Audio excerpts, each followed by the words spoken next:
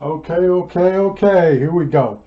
Uh, as you may have been following along, the last video I did was on an AGC board, automatic gain control board, which is over in here. We in the frame, hopefully. It's back here. Uh, I wired that up, and I've been getting it to work, and then deciding where I want to put my AGC signal into my uh, shortwave radio. Okay, and this does 80 and 40 meters, and it's done in modules. But while I was looking around for more AGC or AVC, whatever, which way you want to call it, information, I bumped into this magazine, which is called Radiocraft. It's from 1993. I think it might be like a quarterly thing, but in other words, this is on the internet. It's a PDF, and it shows a world band receiver. Now, if you look at a lot of radios, world band receivers as projects, they're really dumbed down. They're an NE602, a crappy front end, a terrible audio amp, but the project is hyped up. And then I've built those. I built direct conversion radios with the NE602. My model here, which is a super het, uses 3 NE602s as the mixer. Now this uses a slightly different chip, but once again, Radiocraft 1993. It doesn't use a digital readout, but this is a dual conversion radio, and that's very unusual for a project, and it's an intense project. It's not a little piece of shit. Okay, it'll blow the doors off any SDR radio. I'm going to tell you right now, go look at the circuitry for this thing. There has to be more than 20 toroid coils in the radio, and he's wired it up by hand. And I want you to go look at this. If you're thinking about building a radio, or you're in the middle of building a radio, get this. All right, go look at it. You pull some pieces out of it. Now, it's basically based on like an older Collins radio. He does the same thing. He brings the frequencies in. It goes through the first mixer. It becomes like a down converted thing. It has a second mixer with a variable oscillator, but there is no frequency readout. That's what I was doing. That's when I found out that the band becomes inverse if you use some type of down converting. That's why I had to put another NE602 in there to undo the inverse, so I could use a frequency counter from eBay. See, I'm deep into this stuff now. But when I saw this guy's article, okay, he doesn't have a digital readout on his, but it was 1993, and he really did the work. I mean, this isn't in color because I'm not wasting my color on my printer, but this page is of the booklet is in color, and he did a really nice job on it. I don't know where he got this little dial thing. He does show how to make part of it, but anyway, go look at this. This is what my website is all about. Whenever I find something I didn't know about, I'm going to tell you about it. Like when I come up with the idea that I figured you didn't know how to wind a toroid coil with that tool, and everybody's winding a bigger coil by hand with a small piece of wire. They only put a few turns on it. I said, let me show people really how you're going to have to do this if you're going to use a T50-2. So I knew over the years I bumped into that you call it a shuttle tool, call it a pin or a pen, and I had seen that in Radio Amateur's Handbook, and it stuck in my mind. And over the years I made them out of cardboard, and then at one point I made mine out of a piece of aluminum, and I rounded all the corners off, all the edges, so they wouldn't cut through the enamel of the wire. So in my mind, I said, let me show people the tool that I use. And I did that. That's what I'm all about. Whenever I get an idea or find out how to do something, I'm going to tell you about it, because I've seen the other videos on there, and I'm not kidding. They have $40,000 worth of test equipment around them, and they sit there with a brand new unit, and they stroke it.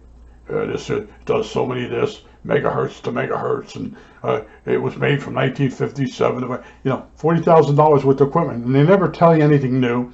They never show you anything amazing. But if you're into building radios, and I told you, you gotta look through the schematics, and you can see that the Heath kit that came out just before this is very similar. So you'll see the stages they went through when they went from tubes to transistors.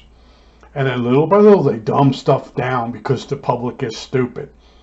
And what they do is they take stuff out, because the average person, he tunes in a station and he doesn't think, well, how come I can't hear the station clearly because there's a big one next to it? Well, the radio's not selective enough. You didn't spend enough money on the radio. Or you did spend enough money on the radio and the manufacturer stuck it to you. And that's what I want to say to you. I pick on SDR radios because they deserve to be picked on. They do a wide variety of frequencies, but not well. And what do you want?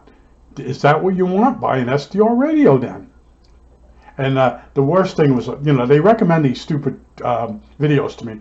This guy is showing an SDR, and he's got the waterfall display, and he's showing how the ham radio guys are splashing each other with the power. It's not them. It's your stupid radio. You're holding up a $300 radio, and most of the technology in there is the microprocessor to give you the display, but there's no real radio in there. Now you go look at this thing. Go look at the front ends. This guy doesn't do just two bands like I'm doing. I'm doing 80 meter and 40 meter. This guy did world band receiver, and he's got all these toroid coils that he wound. He did not cut any corners at all. And if you're really into circuitry and to see what someone else has done as an inspiration, go look at Radiocraft 1993. I don't see, it says Gernsback Specialty Series 49604, but this is a PDF, and you should be able to find it easily. I'm not going to put a link to it, because if I put a link to it, a bunch of people will start clicking on the link from all different countries, and they may take the link down. I only want people that really want to find this to use the name Radiocraft 1993 and PDF form, because I've done links before in other situations with my website, and so many idiots would click on it, and then they'd leave messages for the person that I linked, and then the person would come back and complain to me they got a bunch of idiots clicking and bothering them. I was like, oh brother.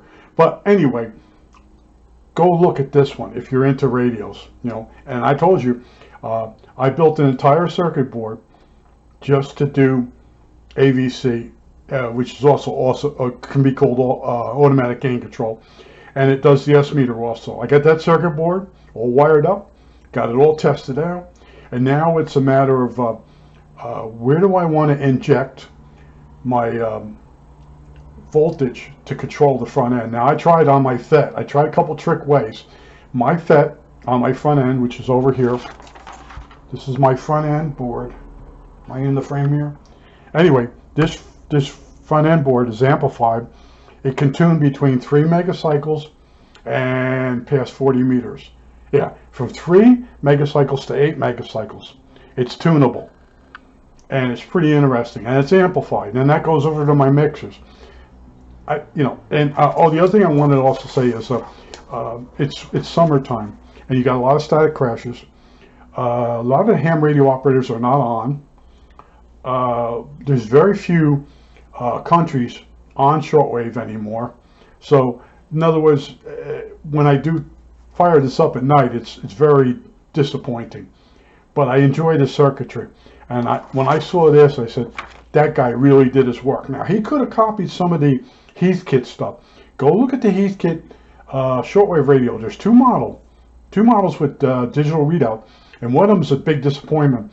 If you look at the schematic, there's no real front end on it, and people that reviewed it said it was a piece of junk. And you know, he's showing you, and here you see that what he's built, and right next to it is some type of digital radio you could get at Radio Shack. And down here is saying basically it's just as good as something you buy in the store. And he's correct. He did the work. He's got ICs in there. And back in 1993, he's got modern ICs in there. Now, I'm not saying he didn't copy something else, but he did the work. Go look at his workmanship. It's pretty good. I think that's it. All right, that's it.